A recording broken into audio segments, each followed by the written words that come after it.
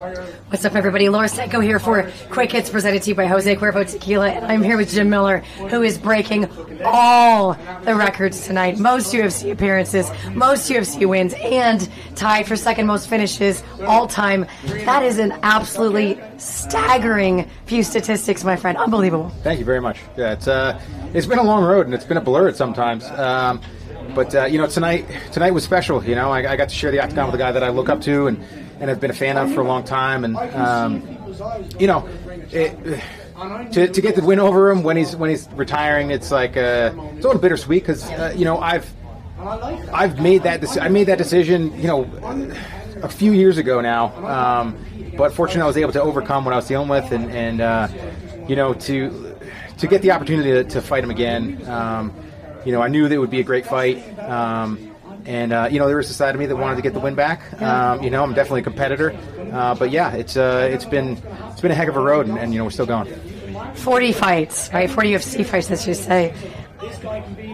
How was the walk to the octagon that far into the career? I mean, what are the emotions like? Do you still get nervous? Of course I still get nervous. Yeah, there's always the butterflies. This one was a little bit easier because I didn't have to cut weight at all. Oh, yeah. I was putting a little weight on before the weigh-ins. I was chugging some water. That'd be kind of weird. Yeah, completely out of the norm. Thursday night, I'm like sitting down eating dinner at the restaurant, and I'm like, this is really weird. There's still the nerves there, So, I've definitely changed in my mentality about, when I'm fighting. I try to be a lot calmer. I try to have fun because when I'm having fun, I'm a lot more dangerous. So it's kind of a battle going on inside of like, you're going to get punched in the face. But then on the flip side, it's like, hey, man, I'd love to be here. So, I love it. Obviously not a lot of time to prepare, but his game, of course, inside and out. Was catching a kick always kind of in your mind in coming into this fight? Yes and no. I knew that he would, he uses movement well to defend against takedowns, and that's something that, a lot of people that haven't done it, they don't always recognize is that the footwork is very important when it comes to defending takedowns.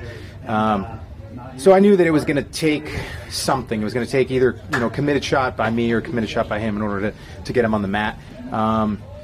And it just happened that way that both times that I was able to take him down were off of kicks. Unfortunately, I ate both of the kicks. The one of the first, the one of the first hit me in the liver pretty good. And I was having flashbacks to the last one. It was like because the last fight's the only time I've ever been in training as well, been knocked down by a body kick, and I was like, no, not again.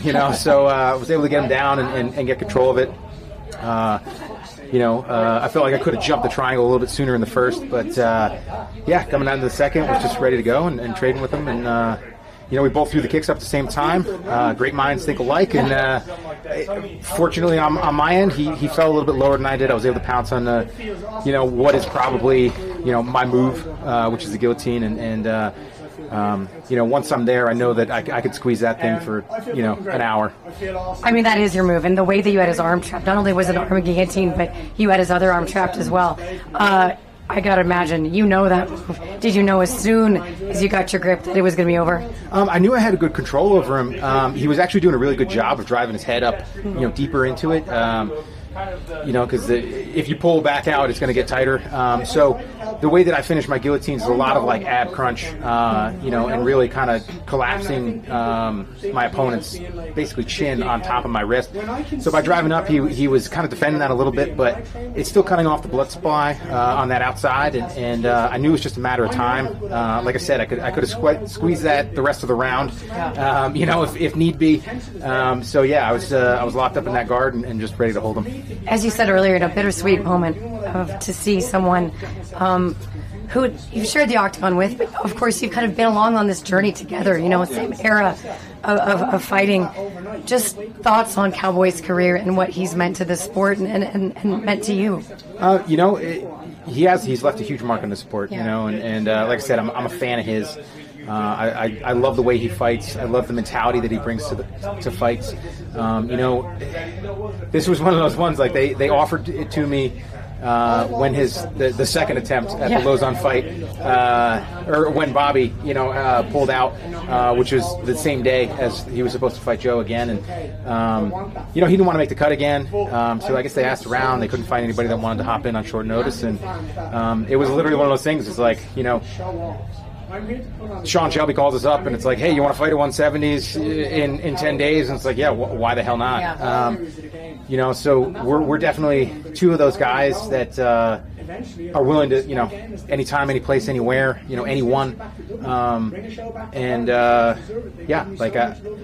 of me kind of feels like that's we're a little bit of a dying breed. But I want to go to Brazil.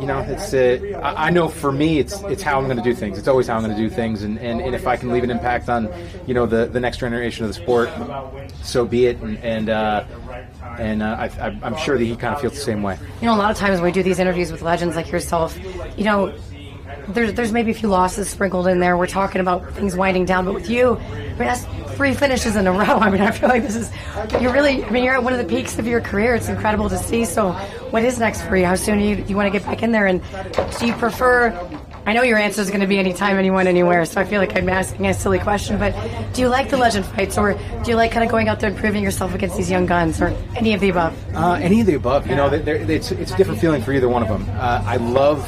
I'm a little bit of a masochist, right? 40 UFC fights, a little banged up below camera here. There's a side of fighting those new guys that it's like, this is the unknown. I don't know what they're going to throw. I don't know what, even with a little bit of tape, you can find things and know what their strengths are. So it's a full focus on me and being dangerous, and I get so excited to share the octagon with guys like Donald, and when I got to fight Clay, there's just a different feeling. I get excited.